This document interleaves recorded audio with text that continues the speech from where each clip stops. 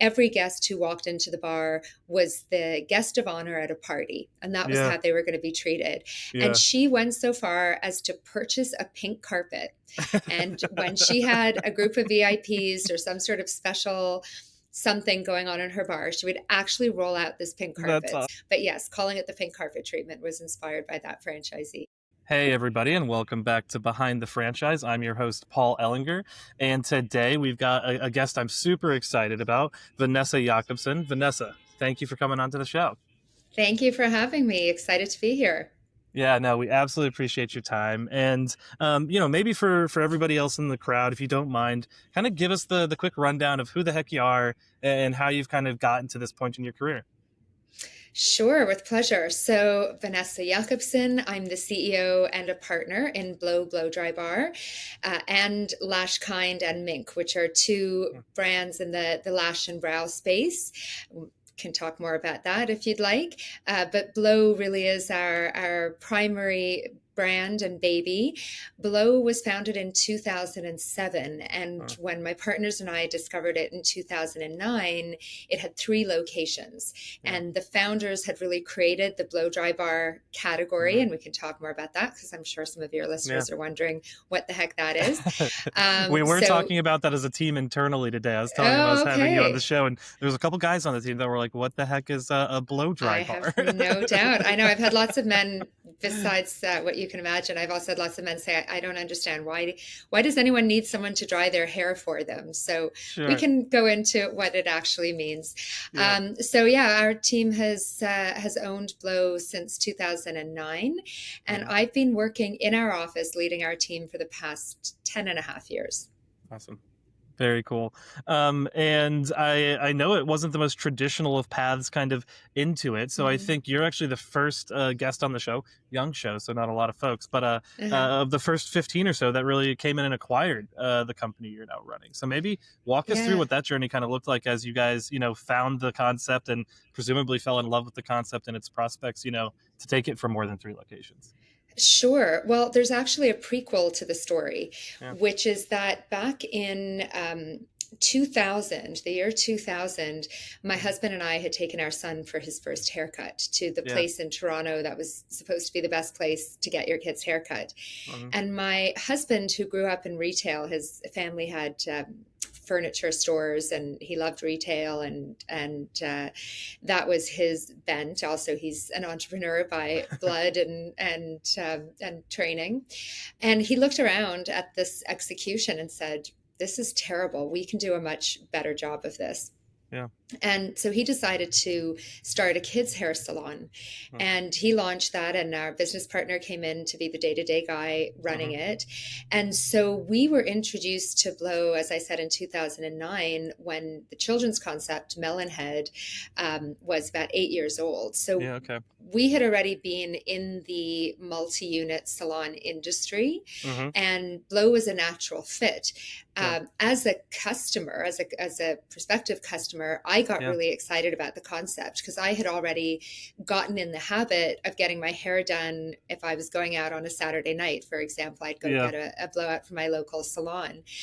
So I right away understood the concept and thought it was genius. And as I Yeah. like to say, I wasn't clever enough to come up with the concept, but I like to think I was clever enough to say, yeah, we should You can we see should the acquire opportunity that. in it, right? Yeah. Totally, totally, Yeah. yeah. What was, I'm always curious. I would assume there was some education with your partner, and as you kind of were saying, hey, this is why this is such a big opportunity.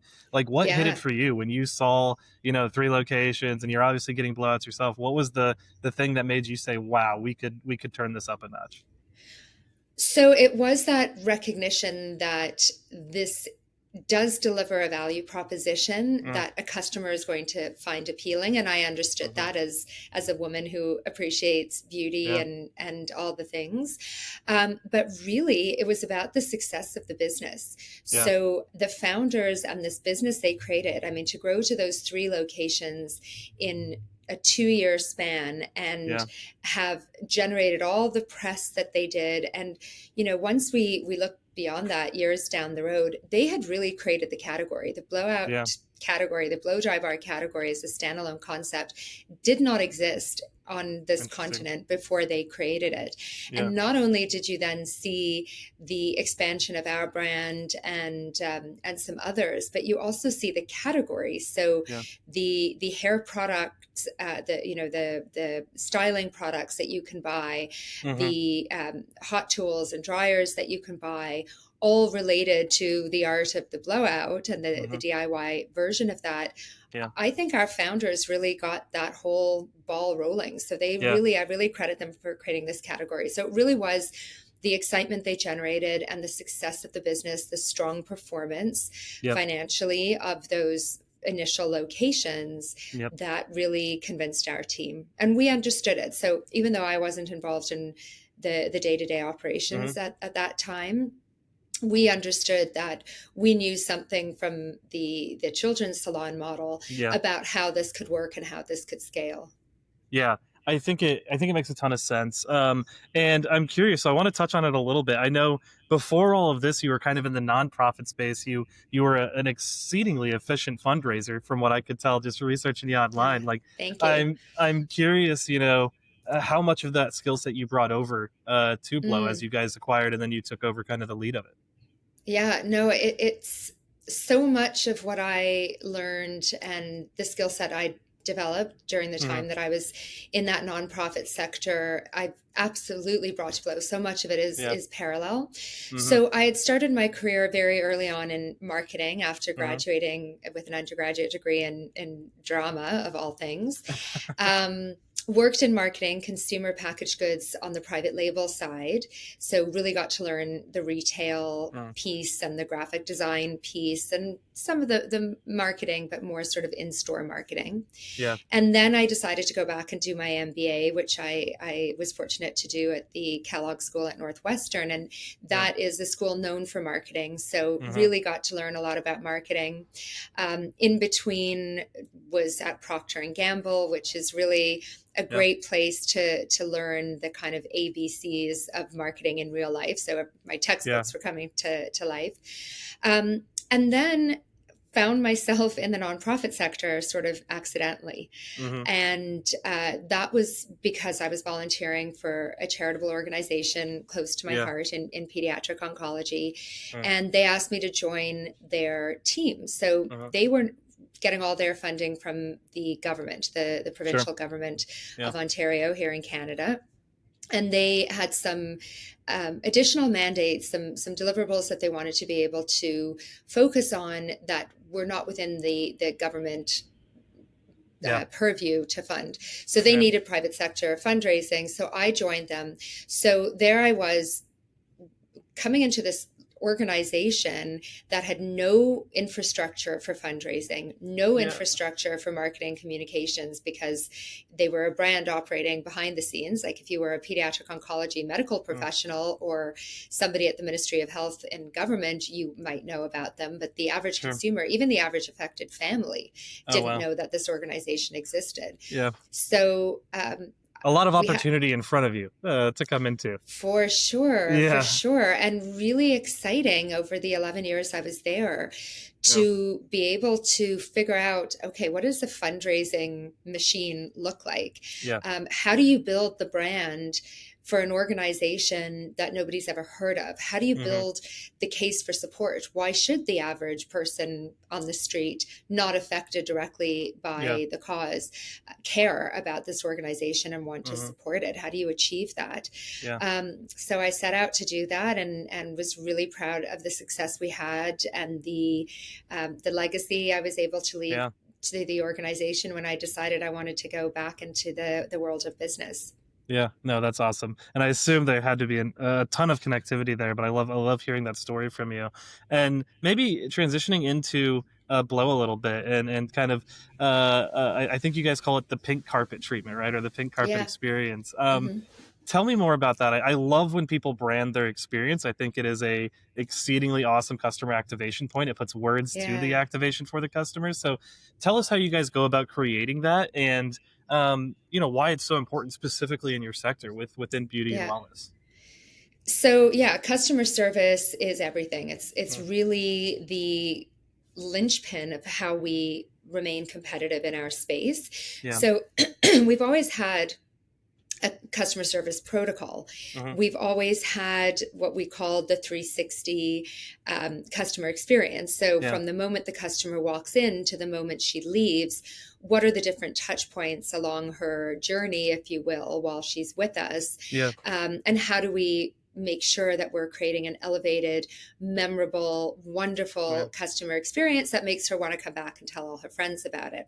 Yeah. So the concept of the pink carpet treatment came because we had a franchisee, the original owner of our location out in Tampa, who was getting incredible customer service Mm. reviews. And Yeah. so I decided one of the things I had to do was go out there and see for myself what she Yeah. was Go get a doing so blowout in well. Tampa, right? Yeah. Exactly. And spend some time just behind their desk and observe how they interact with their customers. And she had actually created her own vision for her bar and the execution of the Yeah. service. She had worked with her team to create their vision statement. And so she had this Interesting. concept that every guest who walked into the bar was the guest of honor at a party. And that was Yeah. how they were going to be treated. And Yeah. she went so far as to purchase a pink carpet. And when she had a group of VIPs or some sort of special something going on in her bar, she would actually roll out this pink That's carpet. So, awesome. so you're right. So we took the opportunity to brand our Yeah. existing customer service protocol, which over the last few years we've refined and Hmm. enhanced and improved the training resources available to Yeah. ensure that all the staff in all our locations know about Hmm. the different components of service excellence. But yes, calling it the pink carpet treatment was inspired by that franchisee. I absolutely love that. And I think what's really interesting, I think about my wife. She's a millennial. She is the target customer for a brand like yours. Mm-hmm. And I think it does boil down to the experience. Like, I think Mm-hmm. experience is first and foremost.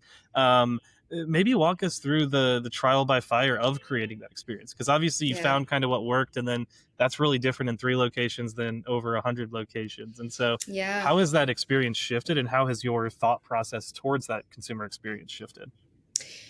So, when we bought Blow, that team, the founders team, had actually done a phenomenal job of creating the system that enabled Interesting. stylists in multiple locations to learn. Yeah. So the concept of an artist educator Hmm. is something we inherited and then developed over time as we grew. So Hmm. we made sure that there's consistency in the service offerings. We talk about our signature styles. Today we have 5. And I Yeah. say today because even though there's been a core, there has been some change along the way. So our signature styles are not the latest greatest beauty trend, but Sure. there can be some sort of things can get dated. So some styles have shifted, Hmm. been added in, been taken out over Yeah. time.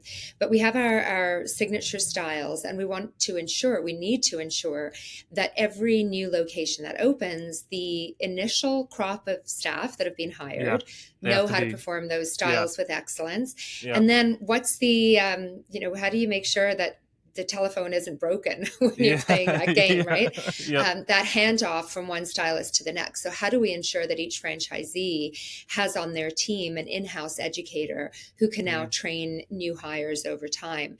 And Yeah. then, what resources can we provide? Training videos, live webinars with our director of artist education, etc. Those are some of the more recent developments. Yeah. But this idea of ensuring that we have these strong, talented stylists who are not just talented stylists, but also talented educators Hmm. who Hmm. can train new stylists. So Yeah. the way it works in our system is that these artist educators actually work for franchisees. Oh, And so interesting. for franchisees who have staff members of their team who are superstars, Yeah. and they would love to be able to create more career development opportunity for them, Yeah. they're able to put their names forward to recommend them, and then Interesting. they undergo a very thorough vetting process, and we'll Hmm. put out a call every so often, as we grow, as some people have to step down from our educator team, we'll put out a call to franchisees, and franchisees help their team members submit applications. Mm. As I said, it's a very rigorous Yeah. audition process that they Yeah. go through, and then training. So it really is about ensuring that the training is scalable. Yeah, I like it because it's baked into the culture, it seems, right? Where it's like it's a very Yeah. train the trainer methodology. You Hmm. then also tie career development to it, which is a very big, carrot to tie to the end of the stick. Like, Yeah. I love that, and it does create that system that repeats itself over time. I love that. Um, Kind of coming off of that and referencing what you were talking about before with how the pink carpet came to be, like I'm so fascinated by franchising for those moments where it's like, sure, it is the same business in different cities, but everyone Hmm. takes that business and views it through a different lens, like their personal lens of how they're doing it. Obviously you guys leaned into that. Is that something you systemically think about a lot as well? Is, hey, how can we find these great ideas or innovations for our Hmm. franchisees and then bring them to the larger system? Do you guys think about that, focus on that? I would say we live and breathe that. That's Yeah. absolutely our MO. Yeah. Because when I joined our team 10 years ago, it was very apparent to me that the success of this company had up until that point and going forward, it's based on the contributions that our franchisees make. Yeah. We don't have corporate stores. That's Hmm. never been, we chose from the beginning of the acquisition not to have corporate stores. So Yep. we're not the ones on the front lines. So we Yeah. need to hear from our franchisees what's working really well for you. Yeah. Tell us more about that, or to be able to reach out to them and say, we've seen this incredible success in, let's say, retail sales. Yeah. What are you doing to achieve that? So Hmm. we're learning, our team is learning and sharing it amongst ourselves. Yeah. And then hosting webinars or showcasing those franchisees at our annual Yeah. conference. So that whole idea of identifying the best practices and then packaging them up so that they become system standards or Yeah. part of the resource of training, learning opportunities that we make available to our franchisees. And then conversely, the flip side of that is equally as important, which is making sure that we're creating space for franchisees to come to us with the stuff that's not working for them. Yeah. What are the challenges? What are the Yeah. gaps? And really encouraging those constructive conversations and providing a Yeah. few different avenues for franchisees to be able to express some of Yeah. those concerns and challenges so that we as the team can say, okay, what can we learn from this? Hmm. Where are these gaps and how can we fill them? Yeah, I mean, I imagine, especially with the decision to not have corporate stores, ensuring that Yeah. that pipeline of communication is really robust and allows the franchisees to bring it up there because they are just on the Hmm. ground, right? And so getting that information at the front edge is super important. So that makes a Yeah. ton of sense. I'm curious. So I'm curious now. You guys, so you acquired in 2009, correct? So it's been 16 years, Hmm. and I think I use my wife as context to think about brands like yours because obviously I'm by no means the target consumer, but I think about how she's shaped as she's kind of grown through her career, Hmm. and she really focuses on like high end, time efficient self care, mindfulness, wellness. How has that consumer shaped for you guys in the last 16 years? Have they evolved? Have you Yeah. changed how you target them over time? Yeah, it's such an interesting and important question Mm, because, from a marketing perspective, the challenge is always how do you evolve your brand, your service offering to stay relevant to today's consumer yep. without drifting too far away from your core Mm, differentiators. yep. So Blow was always about the accessibility of the service, Hmm. making blowouts available to everyone all Yeah. days of the week, all hours of the day. Yeah. That was a big part of the value proposition that differentiated Blow originally from Hmm. a full service salon model. Yeah. And it was also about the speed of service and Mm, affordability of the service. So I think a lot of those basic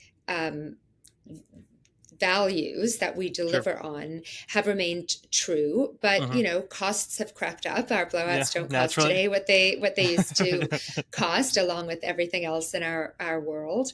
Um, and the truth is that when we've had to take price increases over time in different Hmm. markets, it has forced us to say, okay, this means more than ever that we have to be making sure we're delivering an The exceptional value is guest there. experience. Exactly, Yeah. exactly. And then the other piece of what you're saying is that, yeah, people have always, since Blow started, valued looking and feeling their Yeah. best. What we know to today's consumer, which we've seen pre-pandemic, but I think accelerated through the pandemic experience, is that people really do value self-care and people Yeah. really do value wellness. And coming to understand that we were not just a beauty brand, but a Hmm. wellness brand.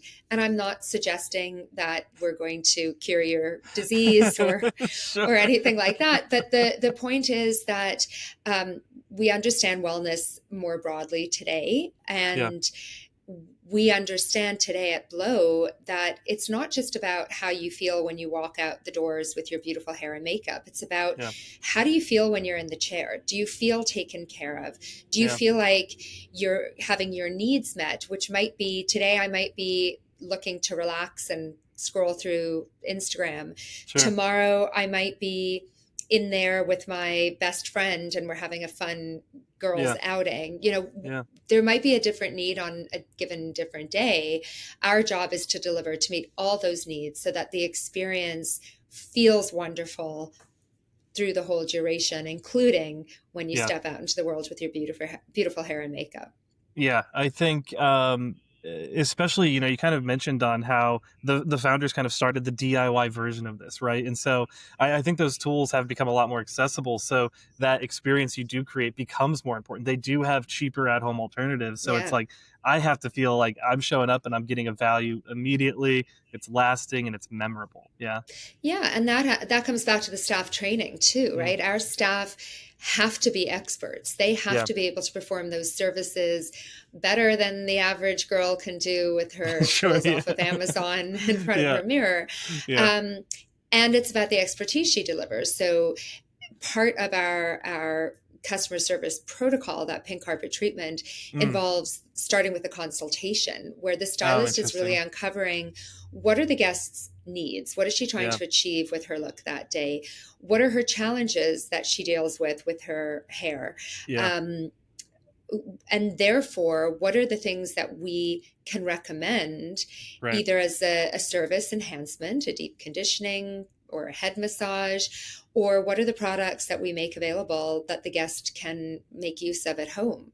Yeah. Our membership program is part of that too. Is this a guest who wants to come frequently, and now we can make a recommendation that she can save money by becoming a member Yeah. at Blow. So ensuring that we've got that stylist expertise is Yeah. absolutely part and Yeah. parcel of that service experience that keeps people coming back.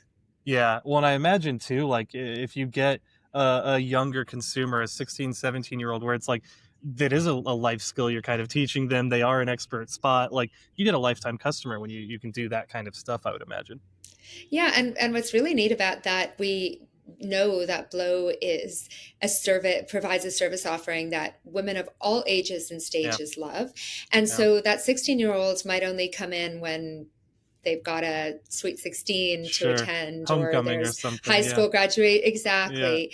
But then it turns out that we start to become meaningful over the course of her life. So Yeah. I love to tell the story of one of our franchisees who told us when we first met her that Blow was there for her when she was dating, Oh, and then wow. Blow was there for her wedding day. And now that she was a busy mom, Blow was there to make sure her hair looked great, which freed up her time to be with the kids in the morning before Yeah. school. So really the way our brand is able to grow up with the customer over Yeah. time is pretty exciting. And that 16-year-old might come once a year until Yeah. they become the woman who comes in once a Oh, week. yeah. And then she's an executive at 32 and needs to do it every once a week, right? Like that's Yeah, pretty cool. I exactly. imagine 50 years from now, you're going to be able to tell even crazier stories just like that, of Yeah. first one, bring my I kids, look my forward to that. grandkids now come in. That is going to be super fun. Yeah, you're right.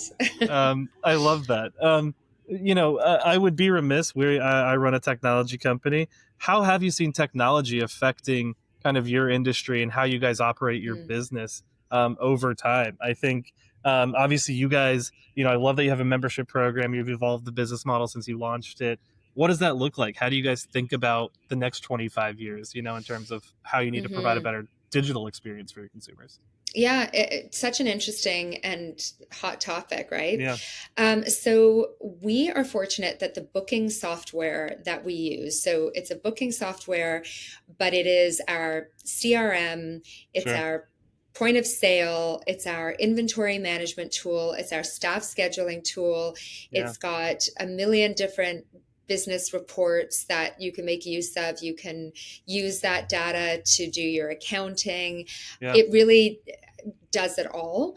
And that's a platform that we've been with now for many, many years. So technology has yeah. always been an integral part of our service offering. From a Mm, corporate perspective, it makes life easier because while sure. some franchise brands have to chase their franchisees to get their monthly P&Ls so they know Yeah, what it's to just done invoice for them you right for, away. we've got it right there. So Yeah, that's made our lives easier. Membership reconciliation is made easy because the system actually does cross location yeah. reconciliation. So if somebody buys a membership at this location but uses it at that location, the dollars are able to flow back and forth between Yeah, those that is very franchisees. convenient because that would be a nightmare otherwise. Absolutely. So what we look at today is, um, what are the enhancements? What are Mm, customers looking for?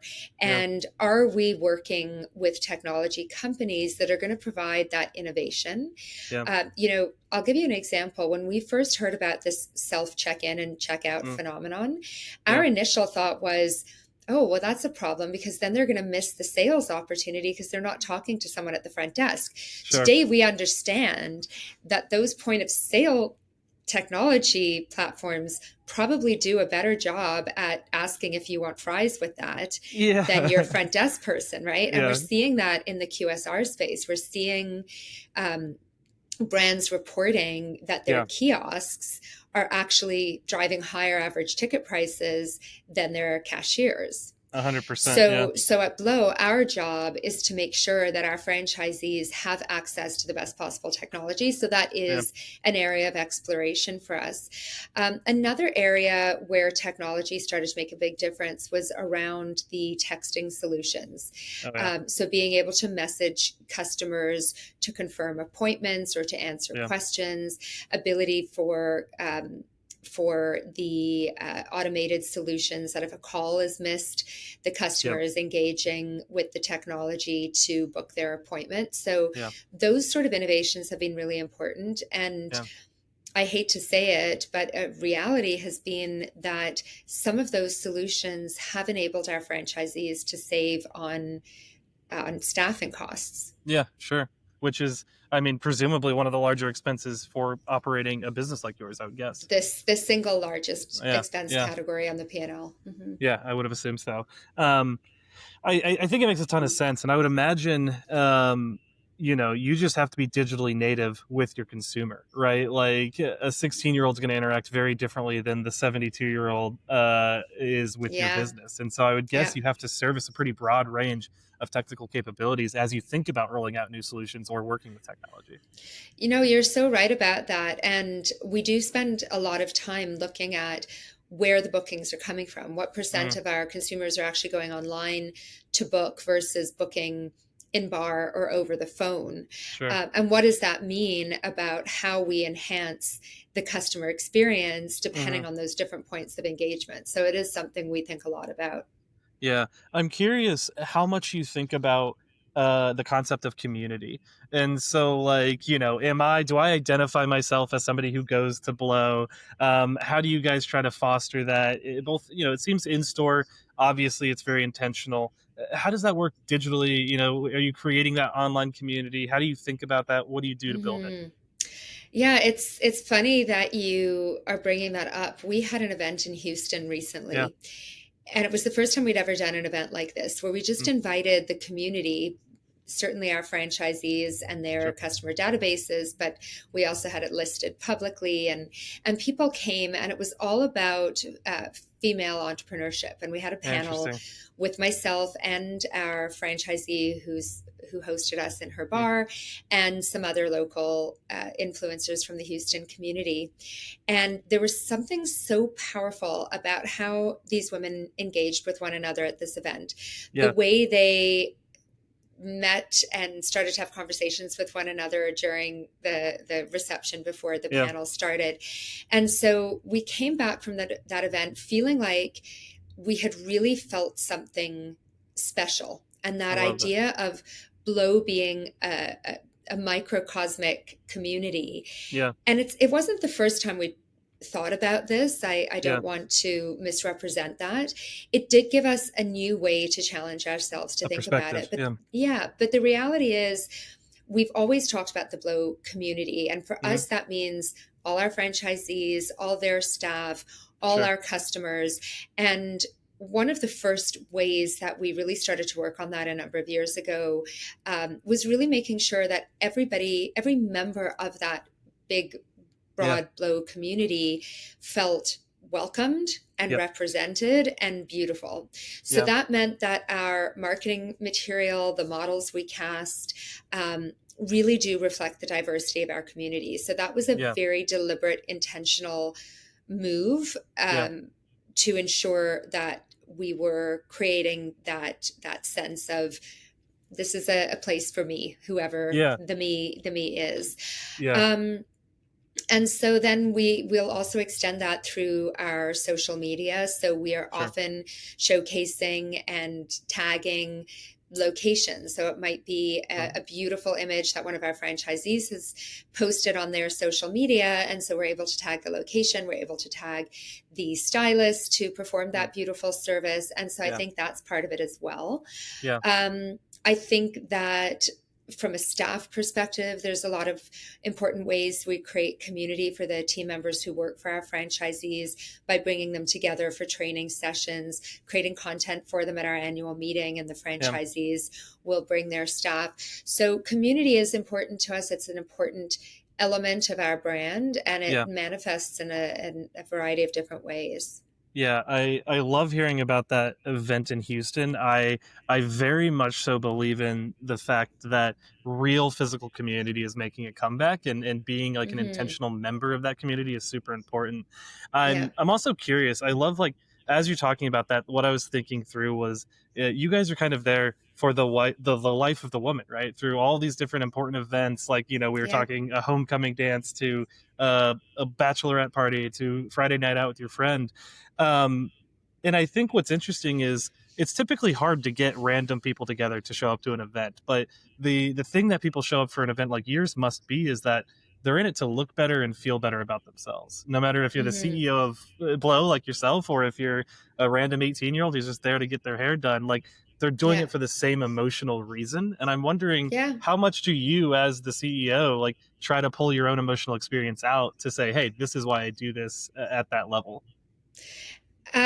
Interesting question. I think that it's so important for me and my team Hmm. to always be understanding the customer experience. So Yeah.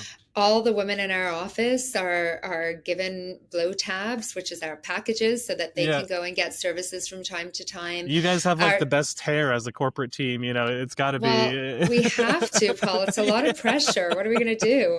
We I have could to never fit in represent. there. You absolutely could. You look like you got a good head of hair. I appreciate Um, so yeah, so for our team to spend time on the road as well, that. our franchise business coaches and artist educators are at the new stores for the week before they open, doing that training, and then they're there through the soft open weekend. Yeah. While our team is out on the road, they're visiting Blo locations. So we spend a lot of time in bar, and when Mm. we're in there, we're talking with other guests, we're talking with the customers, we're talking with the franchisee, we're Yeah. learning what that in-bar experience is like. And so for those of us who are partaking of the services, Yeah. we're experiencing what the customers are experiencing. Yeah. And that goes a long way. I mean, I don't think, even when I go for my weekly blowouts here in Toronto, Sure. I don't think there's a time that I don't come back to the team at the With like office with something. notes. Yeah, either something that the staff member said to me that day, or something I Yeah. observed or overheard. So yeah, it's critical for us to be able to be on the ground and be experiencing the services from that customer perspective. Yeah, no, I love that. I think it's been a really fascinating trend I've kind of noticed with, um a lot of the wellness and health brands are female led, which I think is a coming wave in franchising. Like I think franchising is a little slower than standard industry in adopting and having female leadership. So it's really great to see Hmm. as many women as there are now. But I think it's such a unique advantage. I was talking to Jessica Yarmy, who was CMO at Club Pilates when they went through their Okay. big growth, and she was like, I did Pilates every day at our clubs. It was the easiest way to know who our customer was. And so I'm like, I love hearing people who So just true. really live the thing, you know? Yeah, but what's really interesting is the success of our male franchisees. So, Interesting. yes, most of our franchisees are women. Yeah. Some of the men are in business with a woman in their life, their Mm, wife or their daughter. Um, but then there's some men who are franchisees on their own without yeah. that female business partner. And so it might not be that they came to the service category because they were a customer. Yeah. In fact, some of them who were introduced to the concept were running home to ask the women in their lives, "Hey, Right. Is this have a you real heard of this thing? thing? Yeah, do women really do And this?" they're like, yes, obviously. Exactly, exactly. And so I think for them, while they're not necessarily understanding the the They can see the business market model. opportunity for sure. Exactly, Yeah. exactly. And so for them, spending that time in bar themselves, spending that time engaging with their staff the Yeah. way they need to do the staff management effectively. Mm, All of that is key. So yes, disproportionate to other sectors of the franchising industry, we have more female yeah. owners for sure.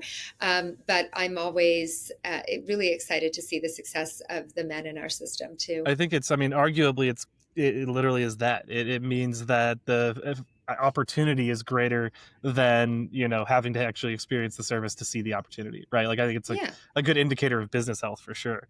for Um, sure. I love that. Jumping into kind of our last section here, we always like to do quick hitters, a little like Rorschach fun questions. Are you prepared for Hmm. that? I hope so. We'll find out. It's a good No thing we can curveballs. edit out any Yeah. flubs. No, you're good. Throw Um, them at me, Paul.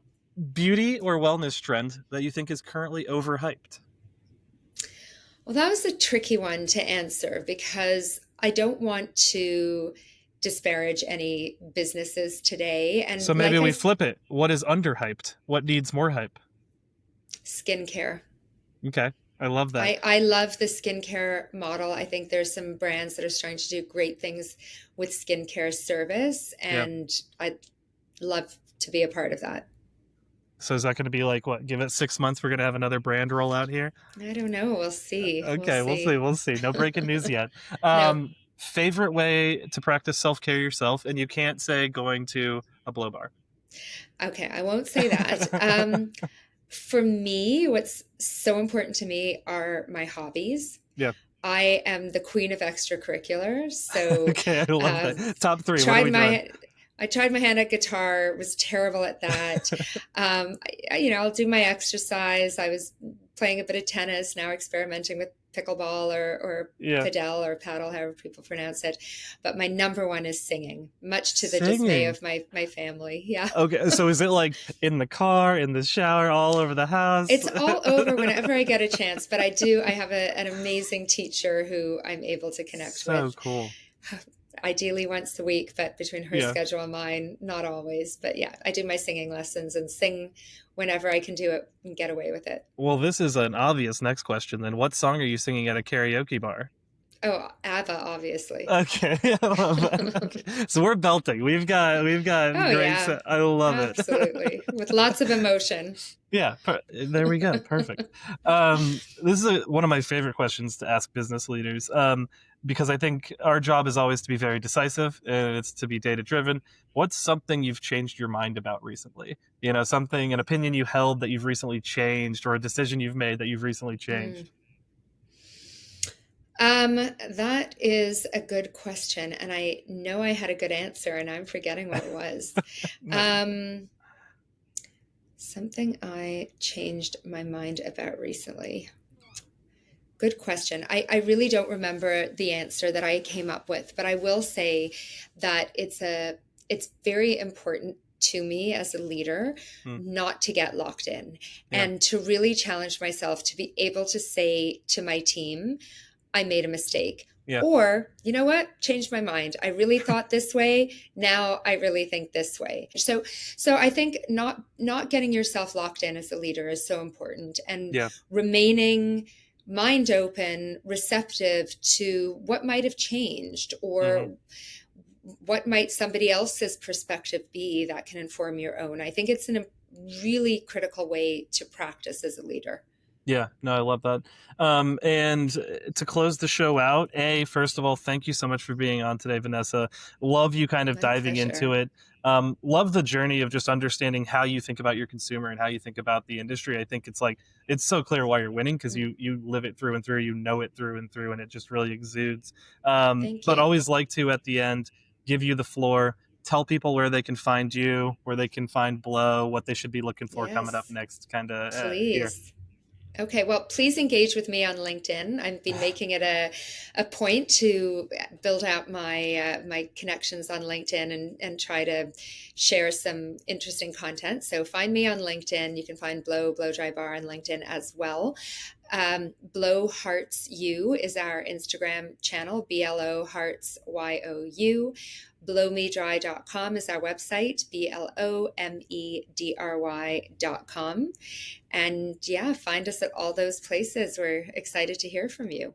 Perfect. Well, you guys heard it here. We'll drop all that in the descriptions on Spotify and YouTube and everything, Thank so they'll you. be able to Great. reach out to you there. And yeah, once again, Vanessa, thanks so much for your time today. We really appreciate you having on. Thank you for having me. This is a great chat. I appreciate it. Absolutely. Thanks. And everybody else, thank you for listening to another episode of Behind the Franchise. I hope you appreciated it and enjoyed it as much as I did. And we look forward to having you to the next one. Talk to you later.